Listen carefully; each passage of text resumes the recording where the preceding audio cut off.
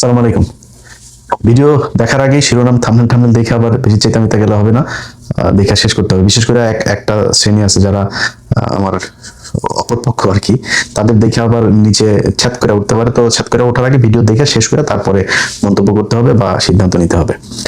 প্রথম বিষয় হলো যে 2-3 দিন আগে ভারতীয় হাইকমিশনার বাংলাদেশে এসেছেন।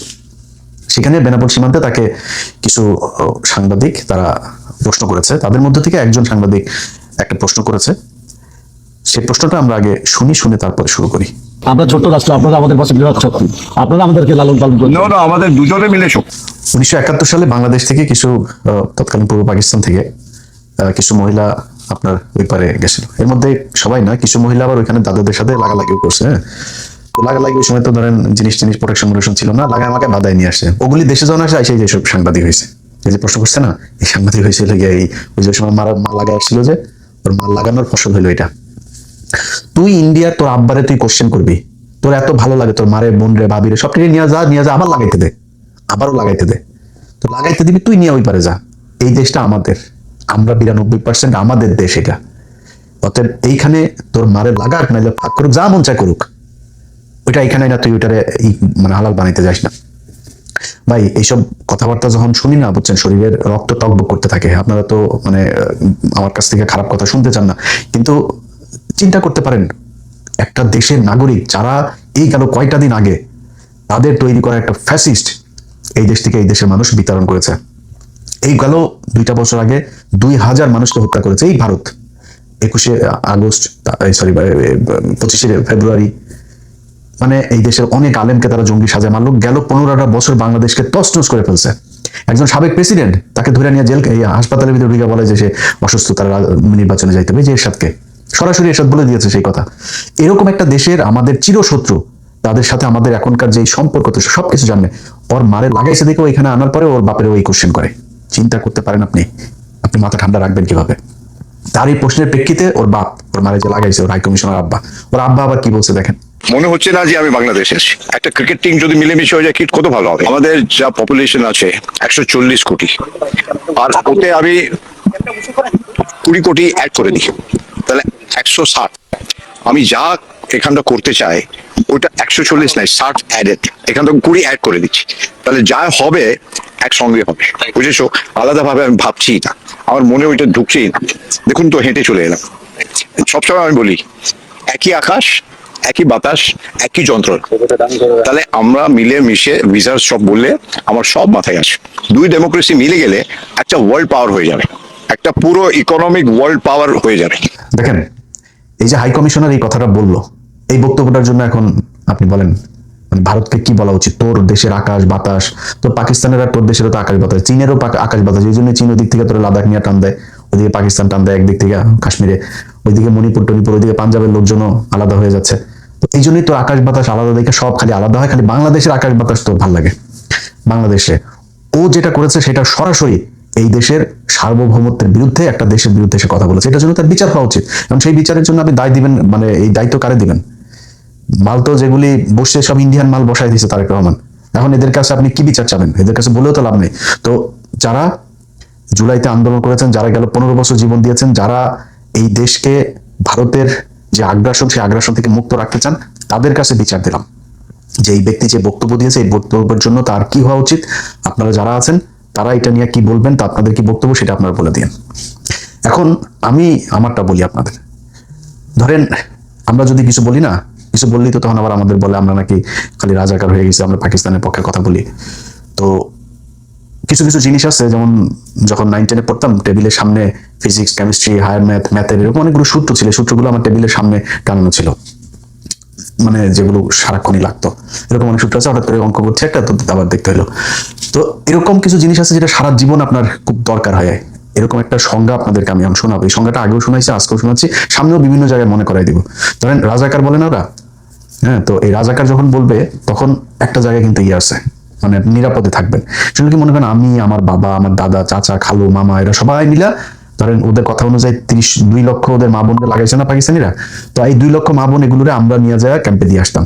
যে আসবো বলে লাগাইতো, জিনিস টিনিস সারা লাগাই দিত, লাগাই দিলে পেট বাইরে যেত, আর বাচ্চা পয়দা হইতো। এই বাচ্চা পয়দা এগুলি কিন্তু এই যে এখন ধরেন সাংবাদিক এইরকম কোশ্চেন করে। আর অনেক দেখবেন ইন্ডিয়ান মালগুলো আছে, এগুলো সুন্দর করে ইন্ডিয়ার পক্ষে কথাবার্তা বলে।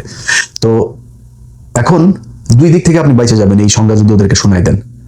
সেটা হলো যে ওদেরকে আমরা পাকিস্তান ক্যাম্পে ঢুকাই দিয়েছি, ওদের মা বোন ভাবি টাবি ওগুলো লাগাইছে, এরপরে বাচ্চা পয়দা হলো, সেই বাচ্চা পয়দা এটা কি হলো, পাকিস্তানি বীজ। সেই পাকিস্তানি বীজ ওদের ঘরে। আপনি যদি রাজাকার হন আপনি কিন্তু বেঁচে গেলেন, কারণ আপনি তো রাজাকার, আপনি তো ওদের মা বোনদেরকে দিয়ে আসছেন, আপনার তো সমস্যা নেই, ওরা পাকিস্তানি বীজ। তো আমরা কথাবার্তা বললে যখন রাজাকার বলে আমরা কিন্তু একদম কষ্ট পাই না। যদি সিরিয়াসলি আপনি ডিবেট করতে চান তাহলে পূর্ব পাকিস্তান পশ্চিম পাকিস্তান এক হয়ে যাওয়া উচিত। এই দুই দেশ আলাদা থাকার কোনো দরকার নেই, কারণ এই দুই দেশ আলাদা হয়ে দুই দেশেরই ক্ষতি হয়েছে। আমরা আজ থেকে মানে কথার কথা রাগ করে বলছি না, কিন্তু আজ থেকে 55 বছর আগে আমরা স্বাধীন হয়েছে। এই 55টা বছরে আমাদের এই দেশে পাকিস্তান যা ডেভেলপমেন্ট করে দিয়ে গেছিল সেগুলো কমেছে, কোনো কিছু বাড়ে নেই।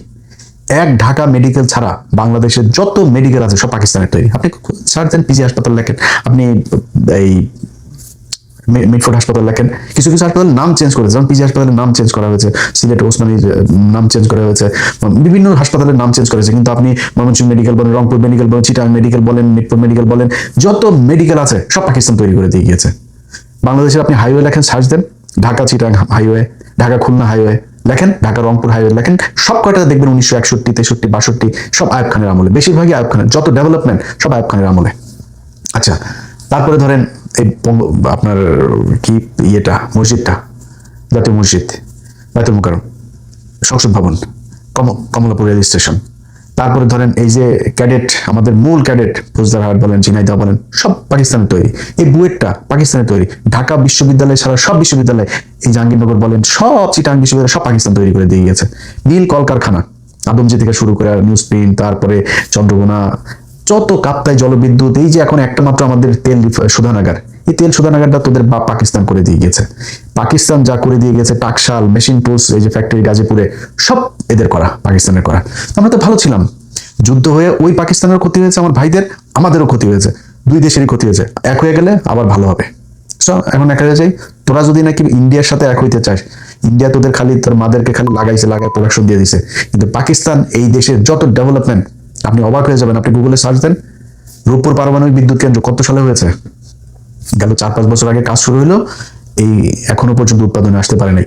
1961 সালে পাকিস্তানের রূপপুর পারমাণবিক বিদ্যুৎ কেন্দ্র প্রকল্প পাশ করে গিয়েছে। 1961 সালে লেখেন আপনি রূপপুর পারমাণবিক বিদ্যুৎ কেন্দ্র, এরপরে যান ওটা উইকিপিডিয়াতে যান, উইকিপিডিয়াতে যায় তারপর ওটার ইতিহাসে যান, দেখবেন ওটার ইতিহাসে কি লেখা আছে। আমার মুখের কথা শোনার দরকার নেই, আপনি উইকিপিডিয়াতে যান। পাকিস্তান সরকার 1961 সালে রূপপুর পারমাণবিক বিদ্যুৎ কেন্দ্রের পরিকল্পনা করে গিয়েছে, আমাদের লোকজনকে বিদেশে পাঠিয়েছিল প্রশিক্ষণের জন্য। আপনি চিন্তা করতে পারেন যে পাকিস্তান সেই 1961 সালে এই পূর্ব পাকিস্তানকে কি বানাতে চেয়েছিল? যুদ্ধ করে দুইটা দেশে সেই 71-এ ভারত পাকিস্তান যুদ্ধে ধ্বংস হয়ে গেছে। আমরা তো ধ্বংস হয়েছে, ধ্বংস হয়ে আমাদের স্বাধীনতা সব শেষ, ওরা স্বাধীনতাটা নিয়ে আসছে, অর্থনৈতিকভাবে ধ্বংস হয়ে গিয়েছে। এই হয়েছে আমাদের বাস্তবতা। এই বাস্তবতা আমরা আবার এক হয়ে যাই, গেলে আবার ঠিক হয়ে যাবে, সমস্যা কোথায়? চিকেন নেকটা এদিক দিয়ে খাই দিব, তারপর ওইদিকে মণিপুর টনিপুর ওরা সুন্দরী হয়ে যাবে, ওইদিকে পাঞ্জাব ধরেন এক চান্সে এদিকে স্বাধীন হয়ে যাবে, ওইদিকে লাদাখ মাদাখ অরুণাচল যা আছে চীন আর একটু ধাক্কা দিয়ে নিল, পাকিস্তান আজাদ কাশ্মীর আর জম্মু কাশ্মীর দুইটাই পাকিস্তান নিয়ে নিল, ব্যাস শেষ খেলা। আর ওদেরকে ওদের এই যে বিশাল বড় বড় করে না, এমনি পূর্ব পশ্চিম বাংলা থেকে অনেক মানুষ পাকিস্তানের সাথে চলে, মমতা দিয়ে এখন আরামসে চলে আসবে আমাদের সাথে, নিয়ে নেই, সমস্যা কোথায়? নিয়ে ওদেরকে পাকিস্তান এখন যেটুকু আছে ওইটুকু বানাই দিয়া আমরা দুই পাকিস্তান মিলে ওদের চারিদিকে একটু ধরি যাতা দিয়া, সমস্যা নেই তো। তো তোমাদের কাছ থেকে আমাদের এইসব কথাবার্তা শোনার জন্য আমরা এত মানুষ এই গেল 15 বছরের জীবন দেয় নেই। কথাবার্তা বলতে গেলে খুব হিসাব করে বলতে হবে। পাকিস্তান বললেই চ্যাট করে ওঠার কিছু নাই। আমরা কোনোদিন বলি নাই যে আমরা পাকিস্তানের সাথে এক হইতে চাই, পাকিস্তান আমাদের সাথে আসুক, পাকিস্তান আমাদের বাপ লাগে, আমরা কোনোদিন বলি নাই। পাকিস্তানকে আমাদের দরকার, আমাদের পাকিস্তান দরকার। আমার সাথে আমি মার্কিন যুক্তরাষ্ট্র ইউএসএ কে আমার দরকার, ইউএসএ আমাকে দরকার, আমার ইউএসএ কে দরকার, আমার চীনকে দরকার, তাকে যার সাথে আমার একমাত্র শত্রু হলো কি এই পৃথিবীর মধ্যে ভারত। এছাড়া আমার দুনিয়ায় কোনো শত্রু নেই। ব্যাস, কথা একদম পরিষ্কার। এদের পক্ষে যে যারা কথা বলবে তাদের পয়দা হয়েছে, ওর মা বোনরা ছিল ওই পারে 71-এ।